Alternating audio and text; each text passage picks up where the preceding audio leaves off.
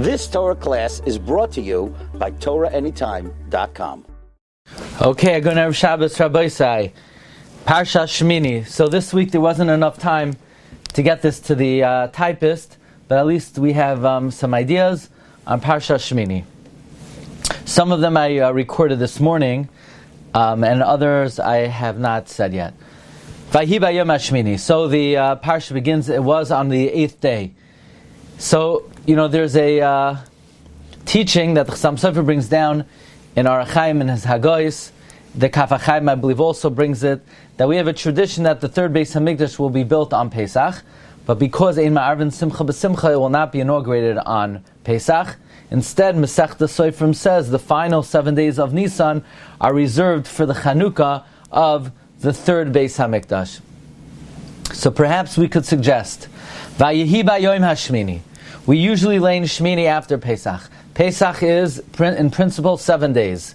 Vayehi Bayom Hashmini. On the 8th day, after Pesach, then we have the inyan of Parsha Shemini, namely the Chanukah of the Mishkan, which is Merames to the Chanukah, the inauguration of the third Beis HaMikdash, Sheyibane b'Meher of Yameinu. In other words, perhaps Vayehi Bayom Hashmini, after the 7 days of Pesach, we have the inauguration, as our tradition is, that we will inaugurate, beginning today, the third Beis HaMikdash. Now, Rashi in Perek Tes, Pasuk Chaf, brings that after the Tenufa, the Kohen HaMeinif gives it to another Kohen to burn it. So it comes out that those items, those loaves that were on top, are now on the bottom. Rashi says, Alashon, Nimtzu Elyoinim Lamata. So that sort of struck a chord in me. We know that the Gemara tells us that upstairs in Shamayim, it's an upside-down world. Actually, we live in an upside-down world. Namely, those people who in this world are respected, are honored, upstairs in the next world, they may not be the more respected or honored people. And those people who in this world are perhaps downtrodden and not respected, in Shamayim, they are on the top. So perhaps this is the lesson of the Kohen giving the loaves, giving the portions to the other Kohen, the portions of the carbon, where it comes out Elyoinim Lamata. Those that were on top are now on the bottom. Because we know that the Mishkan, the Mikdash, is Mechuvan Keneged Mala. And therefore, it's the one place in this world where we have a clear image of the way things are in Shamayim.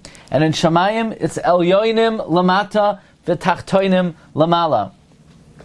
That those who are on the top and the Shamayim are on bottom, and vice versa. The Gemara, though, says that Talmidei Chachamim enjoy being Lamala B'Shnei Olamos. But in general, there's a principle that upstairs things are the other way around, and perhaps that is the remez of what Rashi is telling us, that the Kohen HaMeinif gave it to the other Kohen, and it comes out Nimtzu Elyoinim Lamata. Okay, another idea, another thought. Moshe got angry at Aaron. Why did Moshe got angry at Aaron? Because there were 3 karbanos that were brought, and Aaron Ubanov ate 2 of them, and the third one they didn't eat. There were 3 Seirei Chata'is, a Seir Izim, a Seir Nachshain, and a Seir Rosh Chodesh. The Seir Izim and the Seir Nachshain, they were eaten. The Seir Rosh Chodesh was burnt. And Moshe got upset. Moshe got angry at Aaron, and he said, Why? Why didn't you eat the Seir of Rosh Chodesh? You ate the other 2 Seirim. Why didn't you eat this Seir? And Rashi in Parshas Matoi says that because Moshe got angry, he made a mistake. Because there's a difference between the Seir, the Seir Izim, the Seir of Nachshain, and the Seir of Rosh Chodesh. The Seir Izim and the Seir of Nachshain were Kadshei Shah.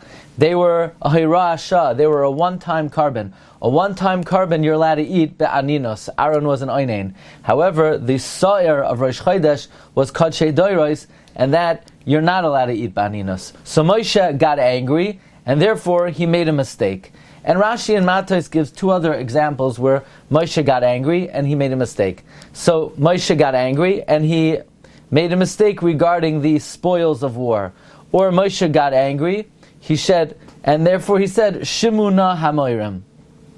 So I have one simple question on Rashi, and that is, this is almost inexplicable. What do you mean, he got angry, and therefore he made a mistake?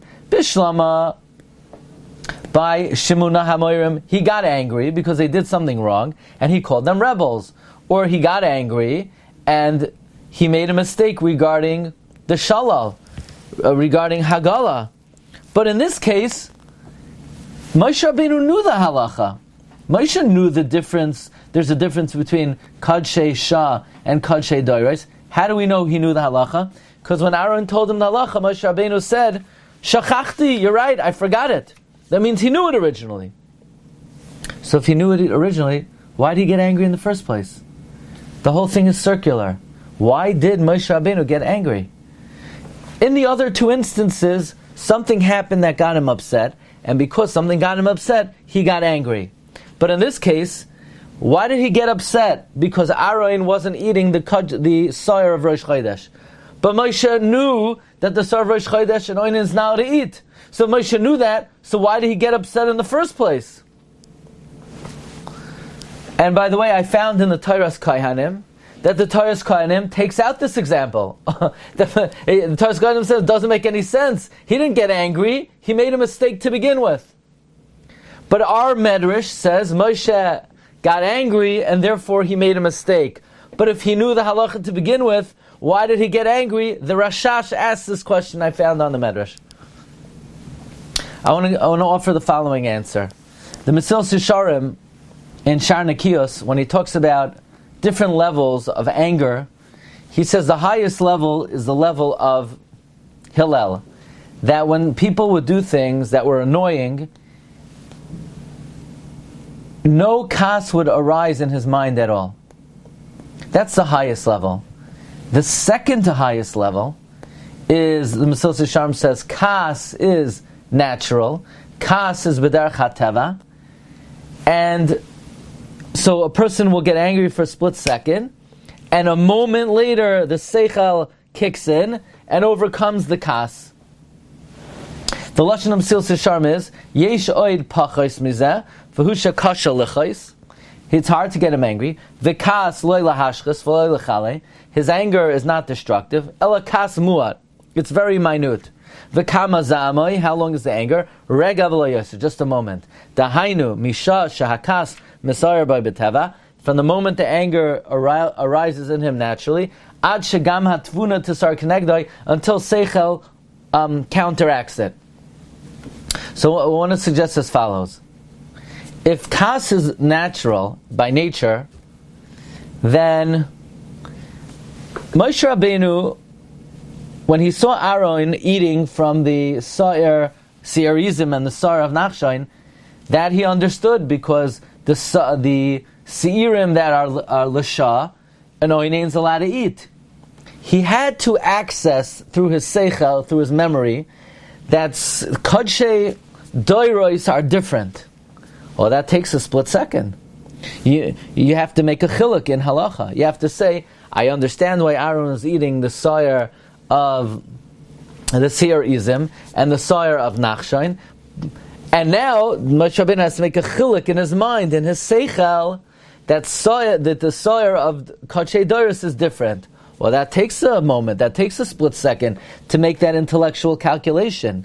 The only thing is, the kas comes in naturally. He saw Aaron not eating the carbon, and the gut instinct is, he's doing the wrong thing. Yes, it takes a split second to make a chiluk, that actually it's the right thing, because the halacha is Kadshei Doiros is different. And Moshe knew the halacha, but he knew the halacha, but you have to access it from your mind. But kas is natural. It's kas is instinctive.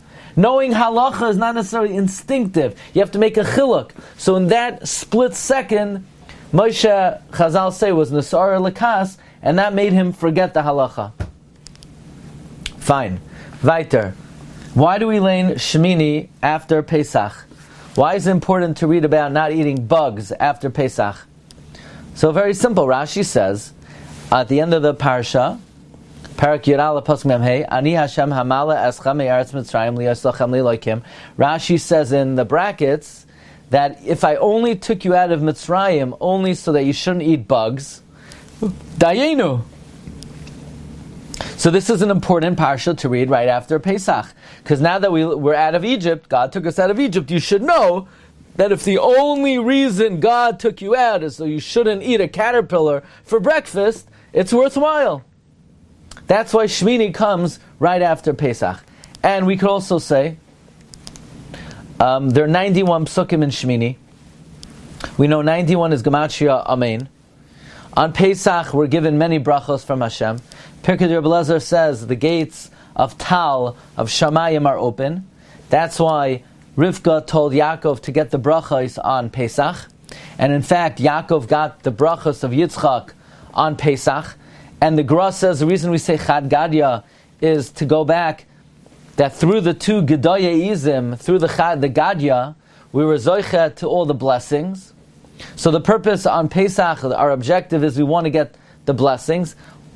The Sheva Musar says the reason we steal the Afikoyim is just like Yaakov Avinu deceived Esav to get the blessings, we also deceive our parents to get the goods. But every bracha needs confirmation, needs an Amen. So perhaps the 91 psukim of Shemini, the Matria Amen, is a confirmation of the blessings that we get, the brachos, on the Yom Tif of Pesach. Similar to what we like to say, that Yomim Noraim time, the Sukkah is the Amen to the brachos of the Yomim Noraim, Parsha Shemini is the Amen to the brachos of Pesach. Okay, now a couple imponderables. You've just experienced another Torah class brought to you by TorahAnytime.com.